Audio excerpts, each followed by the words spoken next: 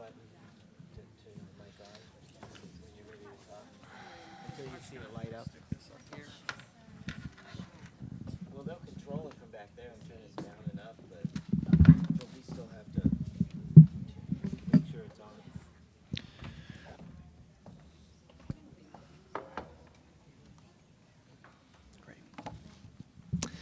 Well, good morning, everyone. I know there's a few folks still having conversations, so if you need to put a bookmark in your conversation, we have some back at the table, and we can continue those later. We'll have some time afterwards, too, if you want to ask questions or learn more. My name is Mark Finney. I'm the Executive Director at Thrive International. We're a pretty new nonprofit here in Spokane. We just were founded about 2.5 years ago. And our mission is to empower multicultural communities to thrive.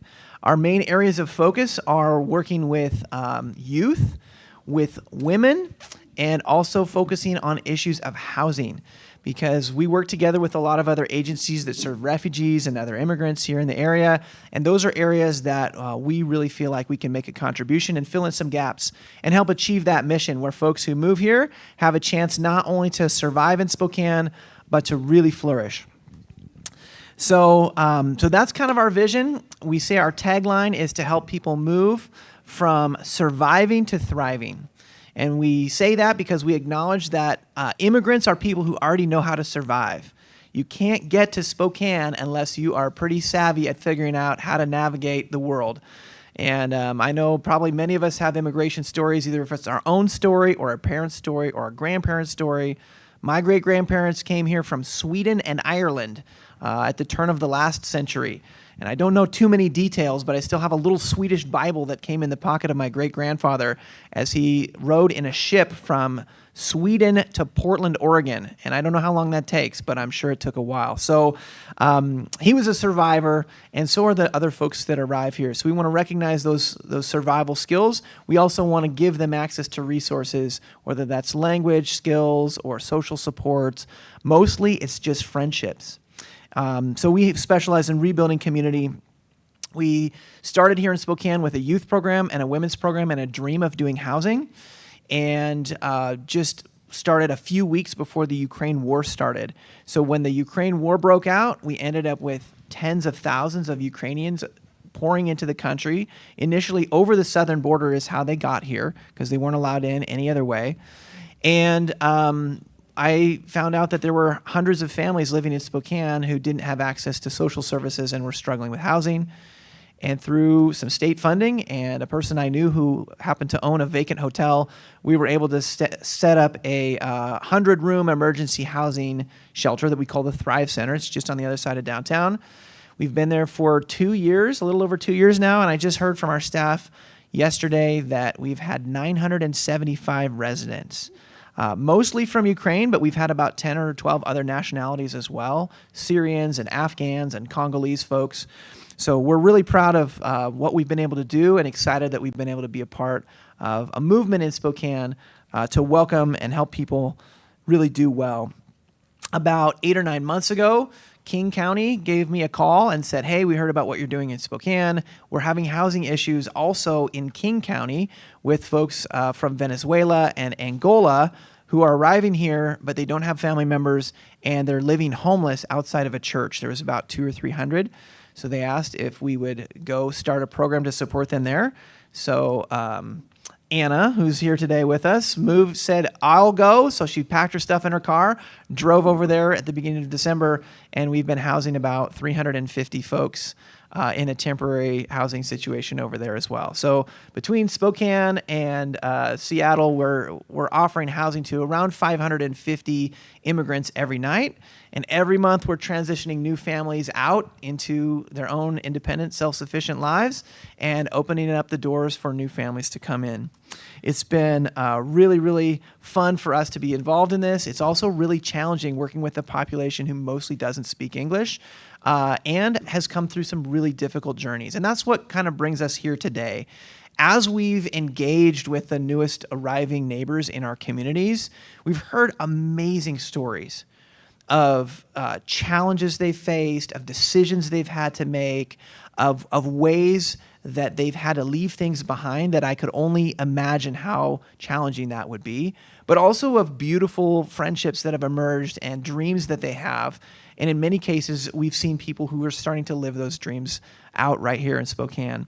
So as a team, once we started working more, especially with Venezuelans and Angolans and others who've been crossing that border, we're hearing a lot about it in the news, and we're hearing a lot of individual stories that don't necessarily match up with the narratives in the news. So earlier this year, I said, I'd like to take our leadership team, all of our manager level staff at Thrive, and I want to go to the border and spend a few days learning about what's really going on there. I want to see it firsthand. I'd been to El Paso 5 or 6 years ago and made a connection with somebody who runs an organization called Abara that specializes in these multi-day cross-border immersion education programs. So I called him up and I said, hey, could I bring my leadership team down? And so in June, we went down and spent 3 days based in El Paso, visiting shelters, talking to folks who are involved in all kinds of different elements of it, learning the history of El Paso. We also spent a day in Juarez, Mexico, meeting some folks that are serving migrants there, and also just having a chance to sit and spend time with some of the families who are waiting for their chance to come to the border. So you're going to hear some different perspectives from our team who went there, and also one or two other folks who work in this area who weren't on that trip but are engaged in that.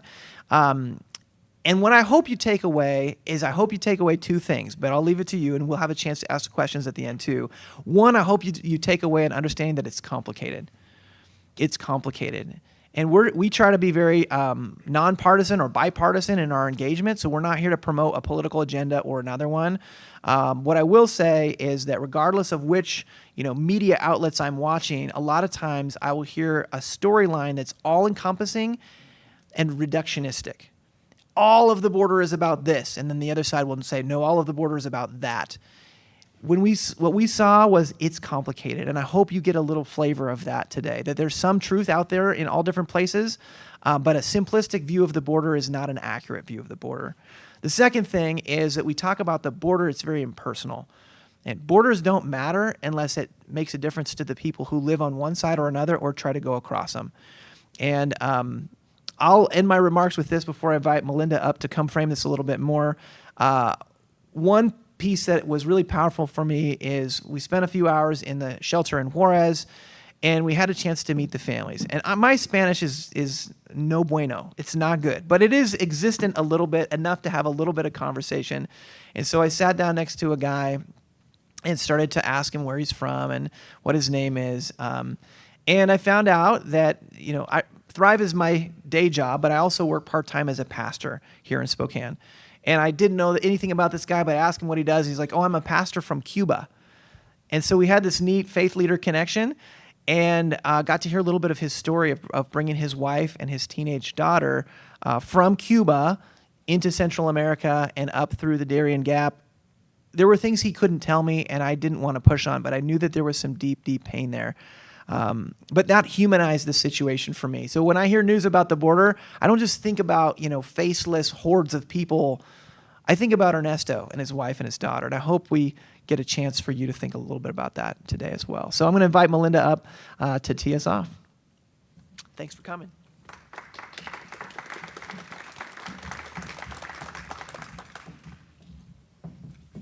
Thank you so much. I'm appreciative of everyone taking the time to come here.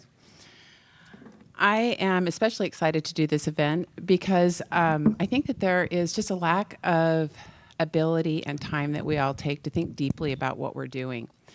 And I'm newish to Thrive, but what I've been struck by because of Mark and the people that we work with is that there is a desire to have a deep understanding of what we do in our work. And that meant that we weren't just working in Seattle, we weren't just working in Spokane, but we were also going down to the border to really have firsthand experiences and connection with the work that we're doing. So Abara led this tour that we went on. It's an Abara encounter.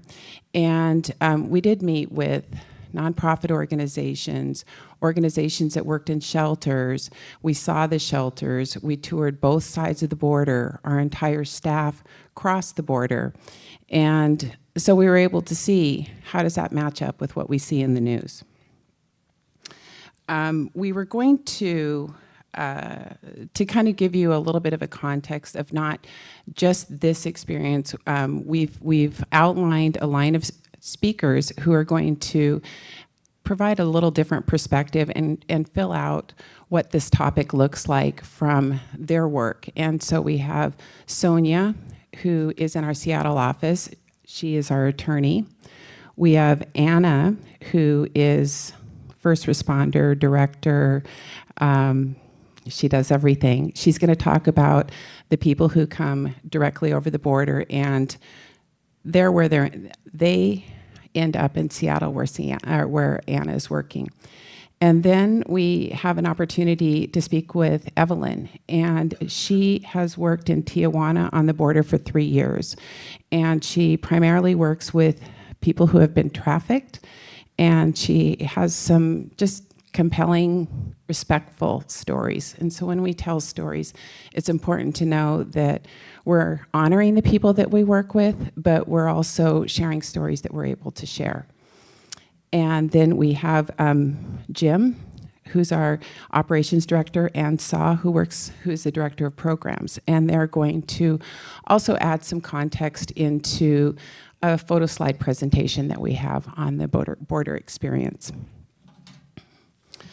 So when I was thinking about the border experience, one of my major takeaways when we were in El Paso was that I didn't really have a full understanding of the history of the border.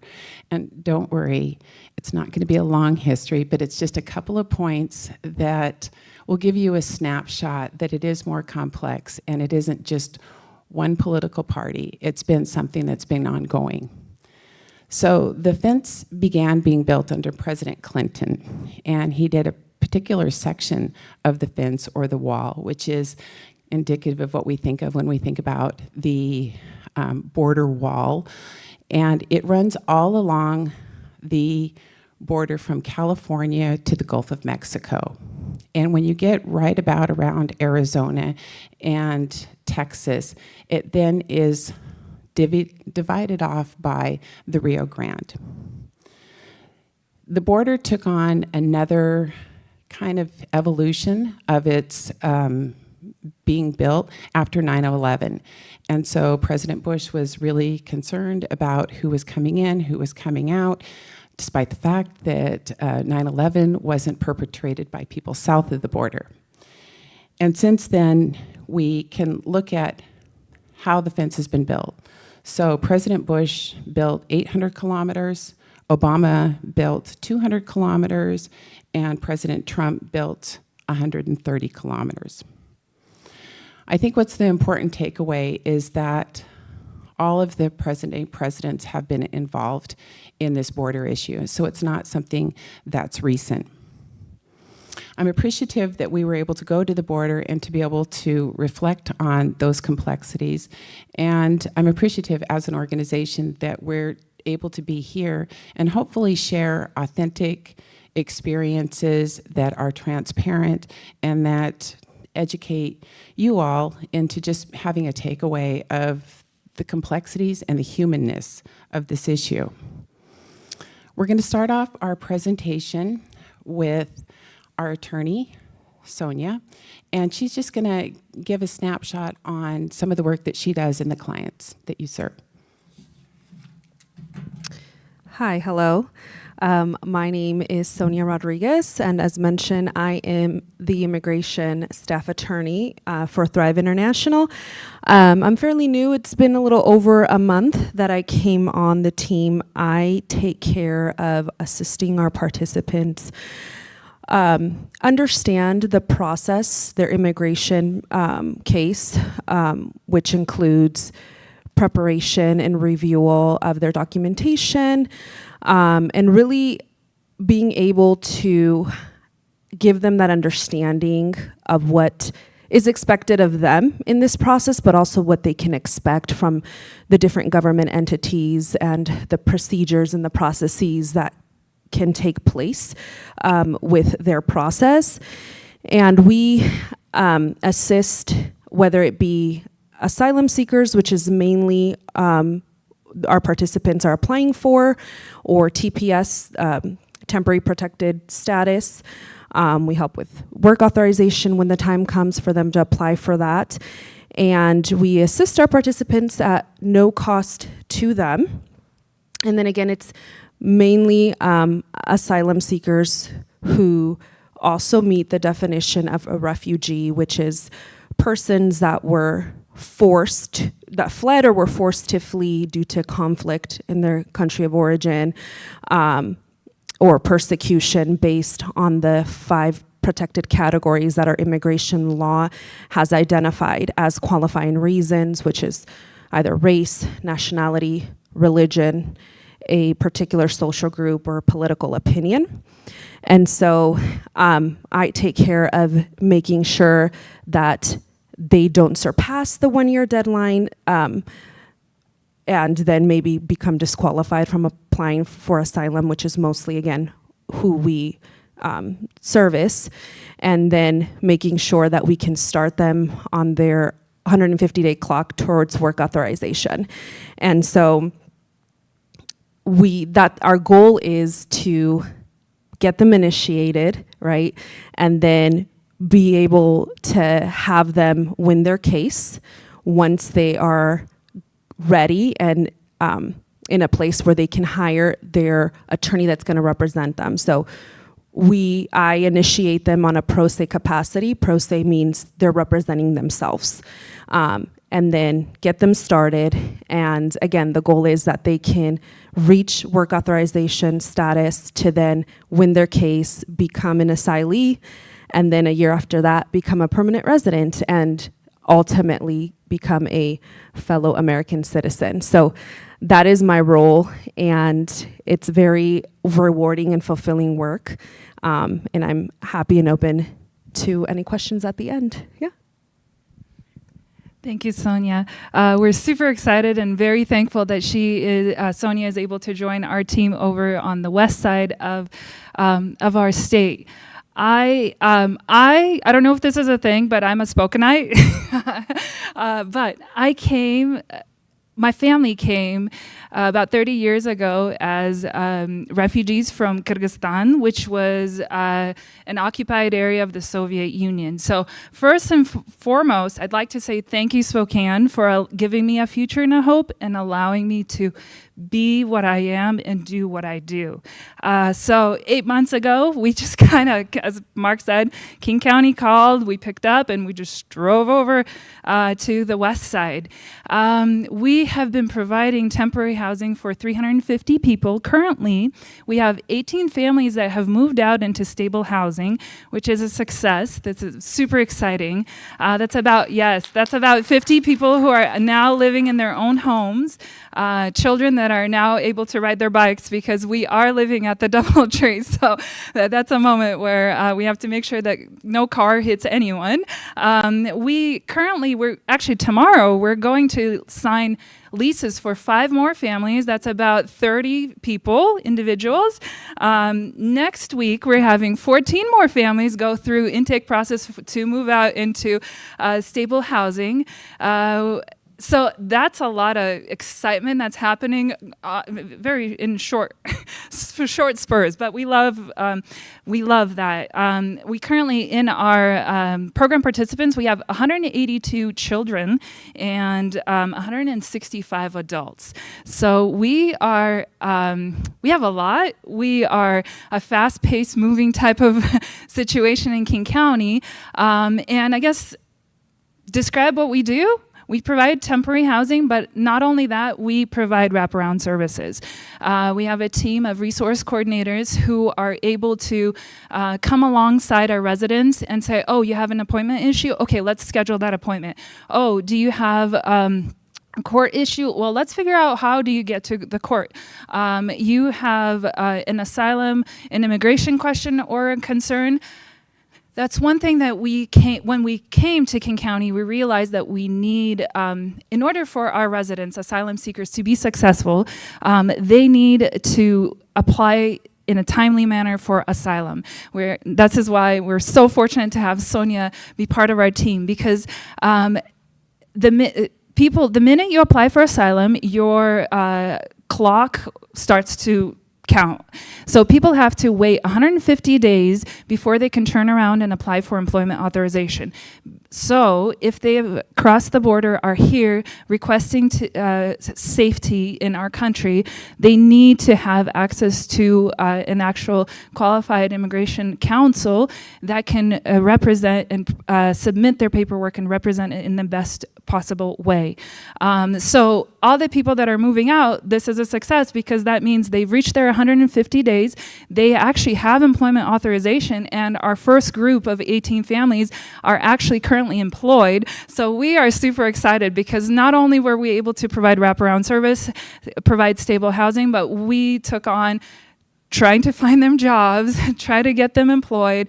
We have a team that speaks Lingala. The languages that we speak over in Seattle are Lingala, Portuguese, Spanish, French.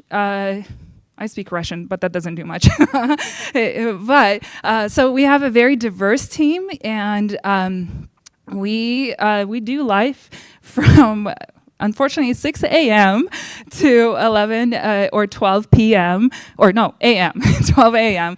And just today, right before we were getting into the plane, we got a text message in French. We need to be taken to an appointment. Can you take us tonight? No, we can't. But because we have such an awesome team, we were able to figure this out and create that moment for our individuals. One thing I do want to speak to, though, is people's stories. We have one especially, and you'll see later on, but we had a family that came to us only with one bag of belongings. It was a family of 5. They came. They didn't have a place where they had nothing. They said that they came to meet with a friend. We were able to provide a moment for them where they could sleep, and then they left. And when we were talking to them and we were doing our intake, we learned that they came to the border, sat at the border for 4 days, crossed the border, then were sent to Seattle, and then they walked out of Seattle airport and they didn't know what to do. Someone at the Seattle airport said, well, go here. And they're here now. They're with us. They're part of our program. And that's what makes us go, is the ability and opportunity to provide a future and a hope for the people that cross our doors. And we are super thankful to Thrive and to the ability to be equipped to provide the services that we do. Thank you, Anna. I'd like to say, in a previous life before I joined Thrive, I was in the Diplomatic Corps and I worked in the refugee program in Uganda. And so to see the work that happens from that end of the spectrum to what happens at Thrive is really moving to me. It's powerful, and it's really heartening to see how quickly, with the right support, that people are able to really have their lives take off. For the next segment of our presentation, we're going to see photos of when we were at the border. And what you'll notice in the photos is there are not people. We weren't able to take a lot of photographs just because of we weren't able to depict these people through photos. But also, the thing that was starkly apparent in our visit there is there are not hordes of people coming over the border. And those numbers really, they're elevated for political purposes, and then they're brought down. And what you really see on both sides of the political spectrum is that there is a narrative that is played out that doesn't necessarily align with what we saw. And so we're going to start the photo slide. And we're going to have, okay, so this first slide is El Paso Juarez. And when you are in that area, what you actually see is it would be similar to having one town that's divided with a fence, or in this case, a river. So it'd almost be like this part of Spokane would be El Paso, and across this side, the other side of the river would be Juarez. It's that close. Next slide. El Paso is one of the key areas that is a funneling area for people crossing. And there's a number of cities along the border which are these key areas that people are funneled through. So you, right here you have El Paso, and again, on the other side you have Juarez, and you see really the whole range of political issues, humanitarian assistance play out in this city. For people who are able to cross back and forth, one of the people who we talked to said, well, I like to go over to Mexico because the prescriptions are cheaper there. And so they can go back and forth, but for many people, they cannot. Next slide. The Encounters event that we attended was at a Barra House. They have a location where they're able to host politicians, NGOs, humanitarian workers, really kind of a wide array of people who are interested in working in these issues. Oh, also churches are extremely involved. And so they have a set itinerary, and they're able to host this itinerary based upon if you're looking to learn something specific, or maybe if you want to have a religious-based experience and see how the different denominations are integrating, or if you don't want to have that experience, they're able to do that as well. But this is a location where they are. Next slide. We're going to go into some of the pictures now, and I'm going to turn it over to our staff members who traveled to the border to provide just perspectives and comments on the different slides. And I'm going to leave it to you all, how you're moved to talk about that or not. But at the very least, it can give you an idea of what we experienced and what we saw.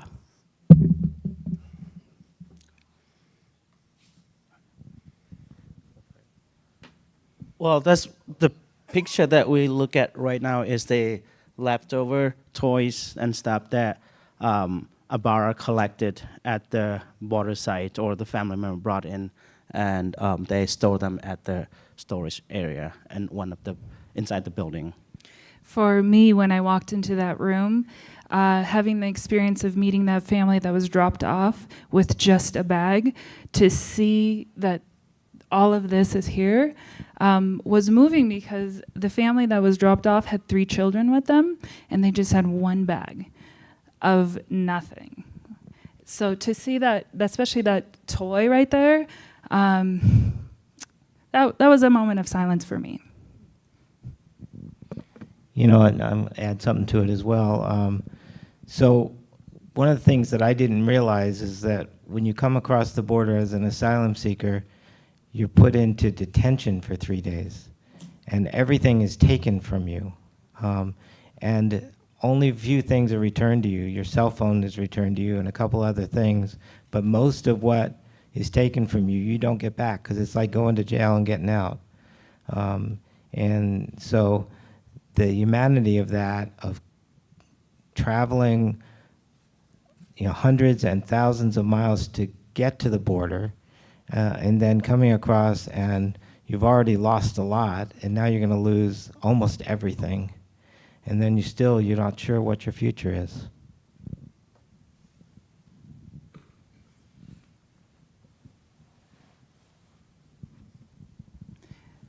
This was a gift for us, because we were able to help a local shelter. And I think it's really helpful for the organization that we were there. And there is a U-Haul truckload full of it. And we, as a Thrive team, just went there and we finished up with about 2 hours or less or more. So they said if they would have to do it by themselves with a couple of people and volunteer there, would take them the whole evening. And it was a gift because we also have a shelter here in Spokane and West Side. And so to know and to have groups like this who come in and just organize your basement, oh, that's just a gift.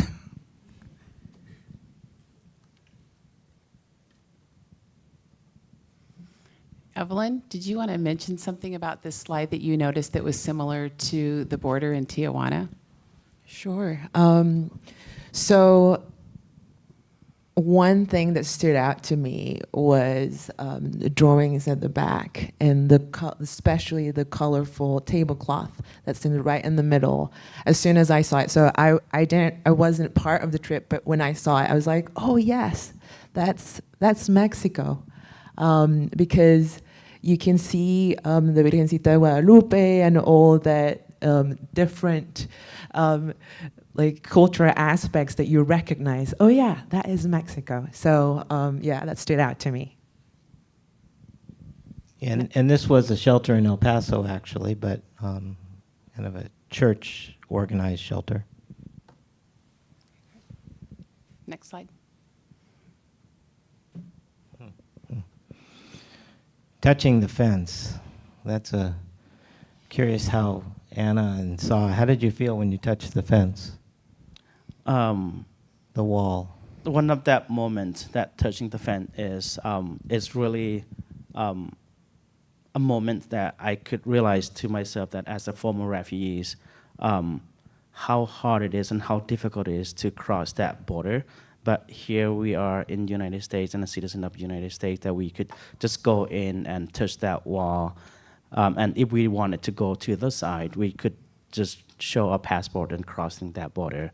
But for some immigrants and refugees that seek safety for their family that could not cross that border, I could relate it to myself as a former refugee from Burma and have to cross to Thailand.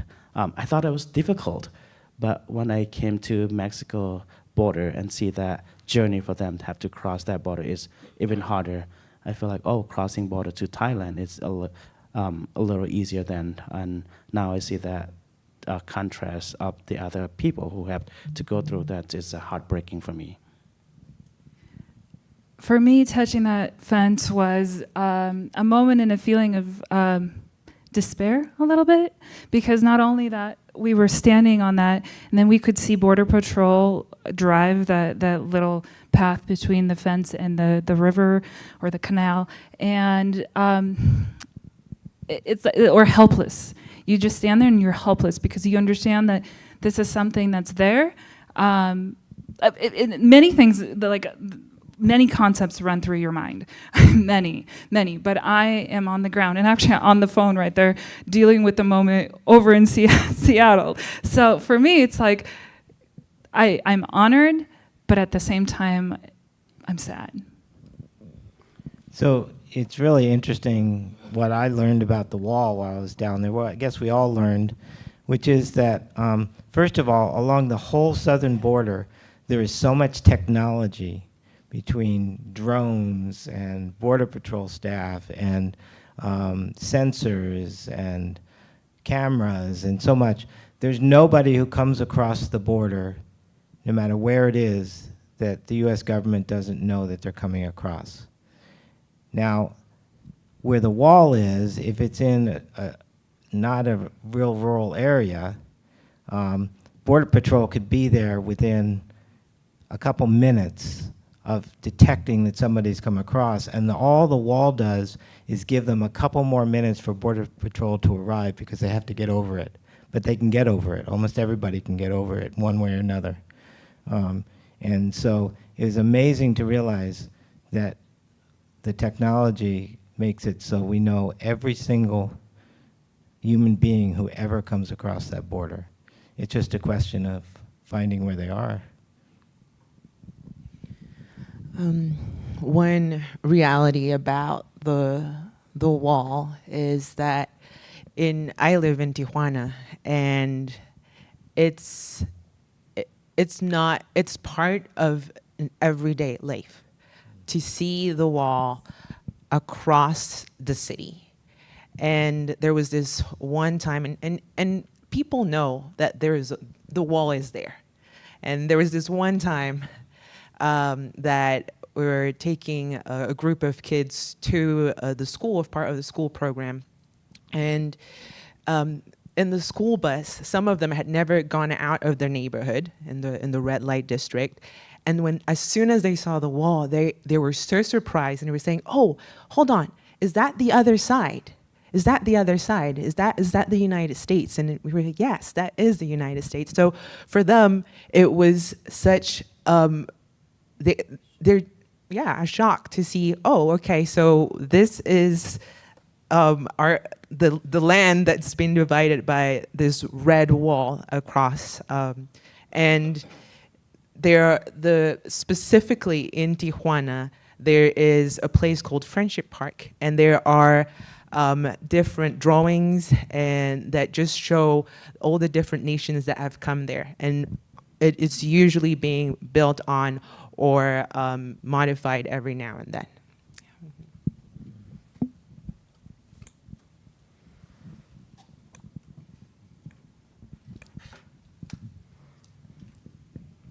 That's where we played Jenga with everybody at the shelter in Juarez. Well, I don't know if I could ask, but could you bring us back? I don't know if I missed that picture of where we walk up onto the hill. Yeah, I just want to share my experience and my take. When we were brought to the wall and to the park, you could see the wall, and then you could see a paved road, the United States paved road, and then you could see a path going up on the hill, a well-traveled path on the Mexico side. And so we were at this point on the Mexico side, and so Lydia, our housing director, and myself, we decided to go up onto this path and then just walk. And for me, going back to that encounter with the family that just came with one bag, to walk that, and again, no hiking shoes, no nothing, sandals, we're just doing this. Let's do this now. To walk that in the heat, it was like 101, I think, or something when we were down there. We didn't have water with us, and then we pushed and pushed and pushed. We walked pretty far out. So Lydia's right there. You can barely see me. I'm wearing black, but and as we were standing up there, to just think back to the family that lives with us, that sat at the border for 4 days, without water, without food, without basically a future and a hope. That family then, if we can go to the next one where Lydia and I are standing, we were brought to another location where the wall is, and this is the United States, and you can actually look through, and you could see the Mexico side, and it has so much trash on it, and that just brought me back to the family that is living with us. They invited me into their story, and they actually showed me WhatsApp pictures of their 4-day moment of sitting there, because they were sitting there and then waiting for the time when they're going to be crossing the wall. And then they shared with me a video where they're walking along the side, and the woman is praying and asking God to help them and protect them. So for me, sorry, do you have it up? So, as Anna, you express so well with all of your energy, going to the border for me, because I knew a lot of information before I went, but the information has no context when you're reading it from here. Being there and touching the humanity of it and realizing that this is about people just like you and me, right? Because here, all you hear is the debates and the politics of it and who wants to get their story to be believed by you. But down there, you just see each person. And even when you don't see the person, like, Anna's crying there, there's nobody in that picture. There's nobody crossing the border or anything in that picture. But you feel it and you sense it, and it gets right to the heart of who you are. Well, not only that, but I came back to King County, and I met the family lives with us. And to see the little children, and then to be like, wow, I have an opportunity. Like, you shared me the photos with me, and yeah, that was like, to this day, every time I watch the video, it's very like my skin still, because like they're actually walking it, and you can hear her praying, God, please protect us, please protect us. Like, standing on that mountain, it's like something needs to happen in your life for you to go and to bring your children through this path, and to allow your children to sit there for 4 days in this desert. And like, so it's really humbling. It's really humbling. And it's very wonderful that we're able to do this. And so, yeah, I fully agree with you. It's such a pleasure to have that opportunity, but at the same time, it's such a moment of silence when you stand there and you see and you're realizing that whatever is happening in their life, they're forced to take their children, to take their families, to walk up that mountain in not Sorel hiking shoes, you know, and make it and find a place to cross the border and then come here for a future and a hope. Yeah, I'm every day inspired by Anna. Anna is the heart and the passion that drives us, especially over there in Seattle. And every day I see her and I am so inspired, because we're in the nitty gritty of, you know, how many babies were you at the delivery? 15 babies. She has been at the delivery. She has been, haven't you been like there in the room?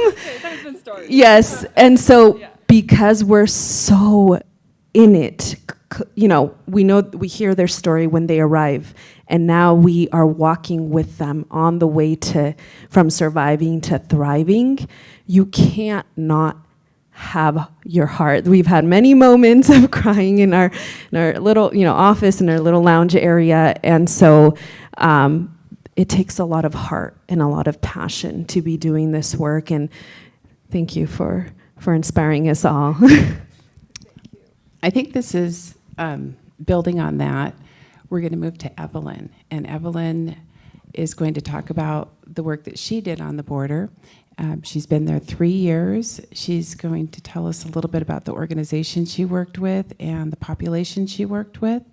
And I've been remiss, we have note cards, and we would really like you to write down questions that you might want us to answer. And so please, while you're listening, take a moment to write those questions down and hand them to any staff person. Kelsey, the person waving her hand back there, we'd love to be able to get to those at the end of the session. All right, Evelyn. Hello. My name is Evelyn, and probably the hardest question that you can ask me is, where are you from?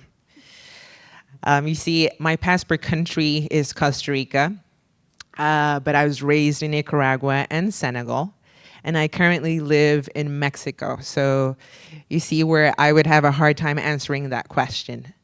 And I myself, I'm a migrant, but and I've been able to experience the diverse culture and the beauty in it that it is to encounter and learn from different countries. But I'm very aware that moving away from my country has been my personal choice. And I've been free to go back to Costa Rica. And this has really moved me to work with the population that I work with. And 3 years ago, I moved to Tijuana as part of an organization called Mexico Red, also known as Zona Red, and it's right in Tijuana, very close to the border. And it's based in the red light district. So the organization focuses on providing education and food for people in vulnerable situations. And this includes children that are on the streets, people that don't have a home, families that are experiencing or are being exploited by in prostitution or drug addiction, and there is a high level of or high human trafficking risk. So the organization focuses on creating meaningful relationships and walking with the people in their vulnerable situation and giving them support, whether that is, making sure that their kids go to have an education, have food, but also to have somebody to listen to you. And that is so valuable. Oftentimes, it feels like we are powerless, which we are, oftentimes. So being able to listen and walk with people in their journey is very significant. And as I've worked with the population, I've had the privilege to get to know a lot of the families that go through the border. And one has really stayed with me. And I'm gonna change the names a little bit for security, but I will tell you the story. I don't know if, So the picture that you see there, that's the Lopez family. And when I met them back in October 2021, they were in a refugee tent camp that was made, where there were around 3,000 families based very close to the San Isidro-Tijuana border. And some of them had waited there for about 7 to almost 1 year to get their asylum appointment. And this family, we have Ana and Oscar, and they are from Honduras, and they brought their 3 children to Tijuana because in Honduras, they were being persecuted due to gang violence. So when they received death threats, they decided to move and look for a safe place to live and for a place to really bring up their children. Anna was 7 months pregnant when I met her, and she was in a tent with her husband and her 3 children. There was no clean water, and she's so brave. She had her baby there, and the newborn baby was basically there for 2 months without any proper hygiene, but she was able to have the family and still believe in that dream that she could have a better future for her children. Well, it turns out that one day the Mexican National Guard decided to move the families that were there and relocate them. So they were forced to move around in like they were told that in 1 hour they had to get out of the place and relocate somewhere else. So the family ended up in the red light district, where it was easier to get a cheaper rent. So they lived in one room, and as they lived there, they were exposed to all the different dangers and risks that were part of the red light district. So they ended up being part of the school program. And one day, Anna was stopped by one of the cars, and they tried to take away her baby. Fortunately, they weren't. She fought back, and somebody else came to aid her. But she was so scared. She didn't want her kids to go to school anymore. They hadn't. The 3 older kids hadn't gone to school since they left Honduras, and they really wanted to go. They really wanted to study, to learn about science and English and math. And fortunately, after almost 3 years waiting and living in Mexico, they got their asylum request approved, so they were appointed to cross and do their parole. And right now they are in California, and I visited them 2 weeks ago. And if we see it's been a journey for them. It has not been easy. And right now they are settling down in California, where there are new challenges. They are happy to finally arrive where they have a safe place to live. Oscar is working and supporting his family. The kids are going to school, but there are new challenges that they also face, which is adapting to another culture, learning a new language, and oftentimes, of course, missing home, missing their family back there. So this is just a story. It's a story that represents so many migrant families that go through the border. And like Mark mentioned earlier, it's complicated. It's so many families leave, and they just have one day to really think about what to take with them. Sometimes not even a day, hours. They just have to leave because they're being persecuted or because of different conflicts that they face. About a month ago, I went to Irapuato, Guanajuato, to one of the places where the beast goes through, which is the train that goes through Mexico. Thank you. And there were so many different families from Venezuela, from Ecuador, from different parts of Latin America, and hearing their stories of how that got in through a journey for like 3, 4, almost 6 months just to get there. I asked them, what keeps you going? What keeps you going? You've experienced abuse. You've been robbed. There's oftentimes authorities, forces have not taken care of them, or they've been abused by the defense forces. What keeps you going? And they would answer, we just want a better future for our children.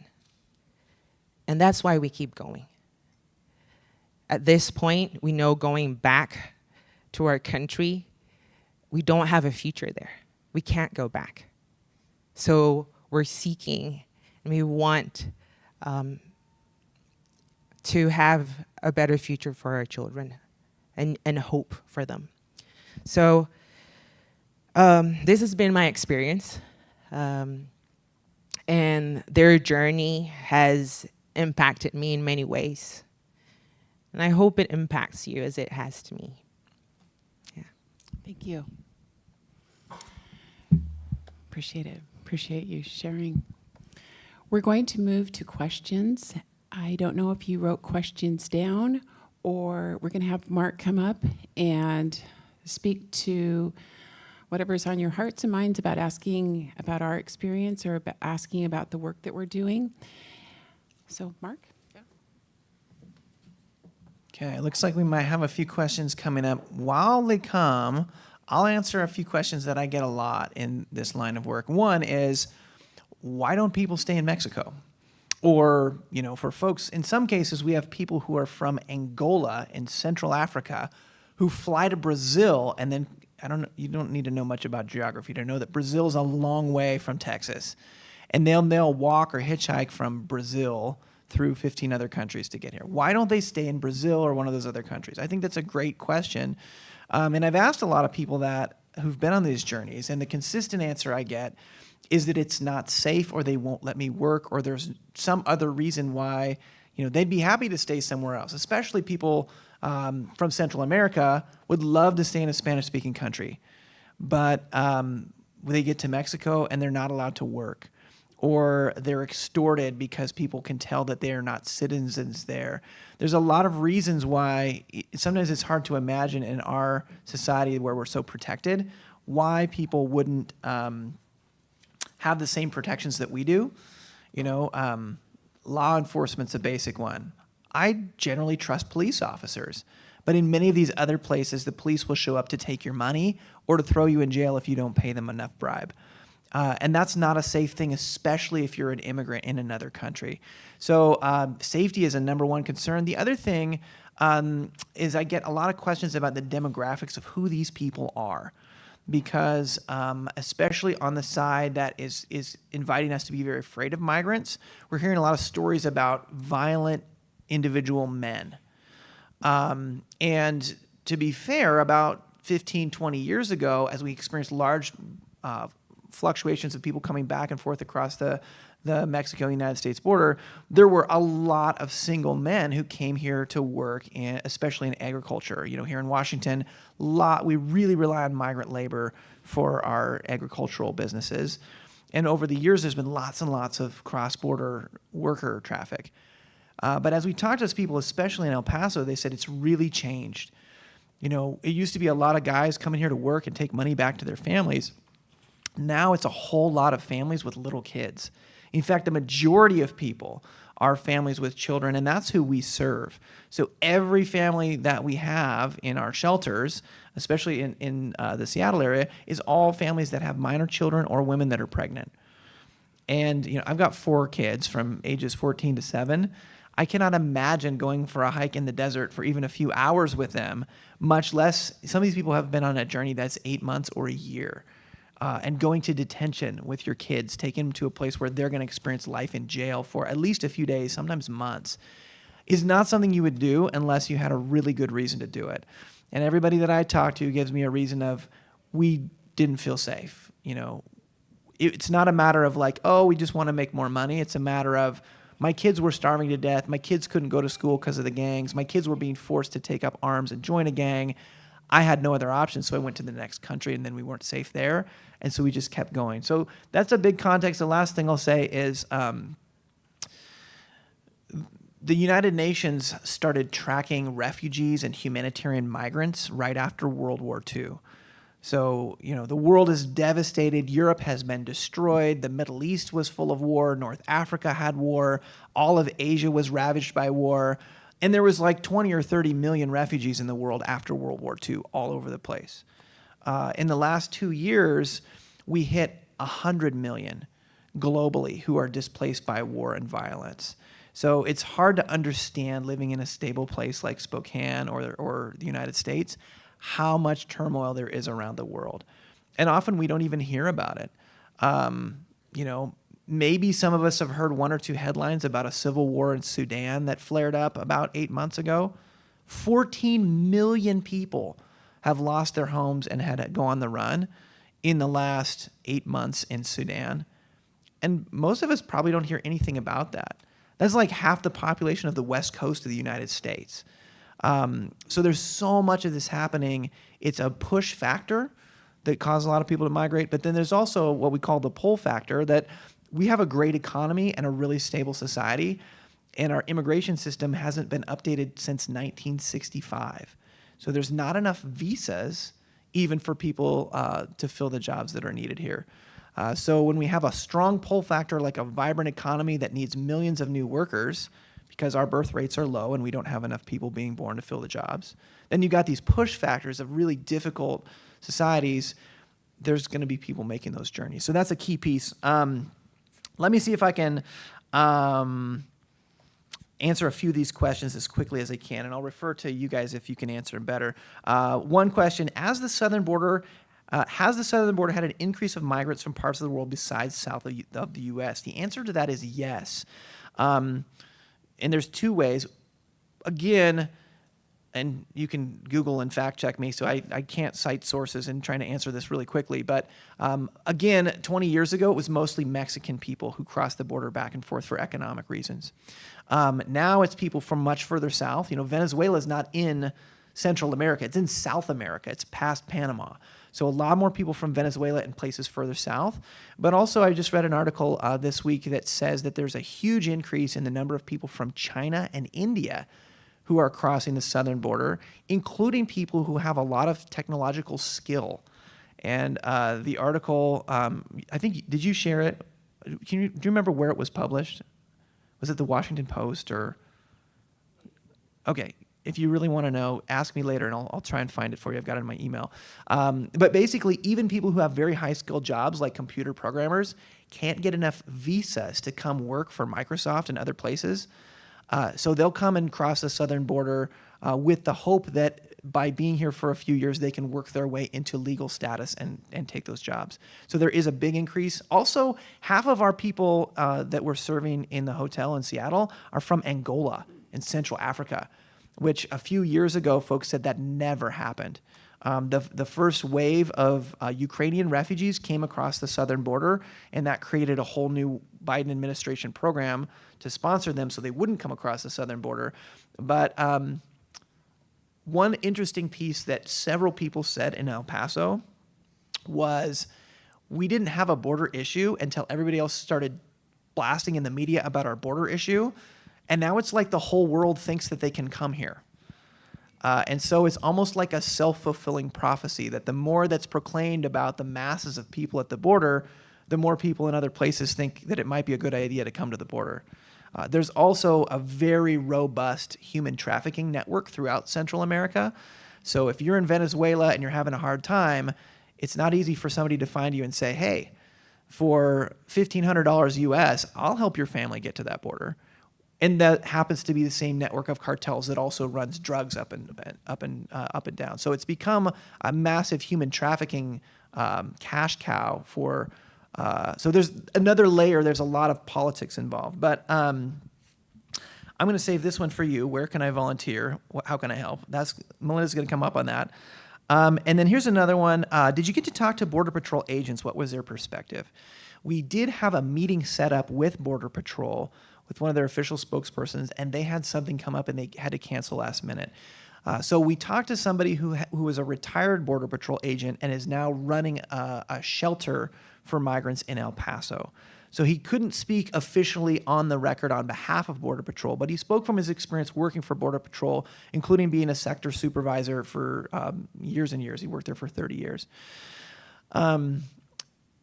He was very informative, gave a lot of perspective, a lot of nuance, but in a nutshell, he said that when Congress is at its best and listening to their recommendations, then they get more agents and they get better infrastructure to control what's happening at the ports, because all the drugs and violence and criminals are coming through ports of entry. If you're going to smuggle drugs, you're not going to put 5 ounces of cocaine in your pocket and go walk 50 miles around through the desert. You're going to try to figure out how to get it in a semi-truck and get it across a port of entry. And he said that's where almost all the drugs, all the gangs, all the violence happens. But they ask for better, more agents and more screening abilities at the border. And instead, they're being given money for walls out in the middle of the desert. So they're frustrated because for years and years, they're not getting the things that they actually ask for, while the political games are being played in other places. There was a lot more, but that's a summary of the perspective that we heard. So Add something go ahead, to Jim. that?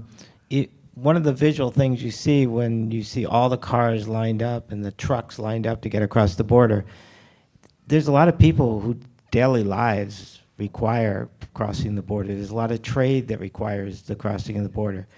And it already takes a long time, hours sometimes.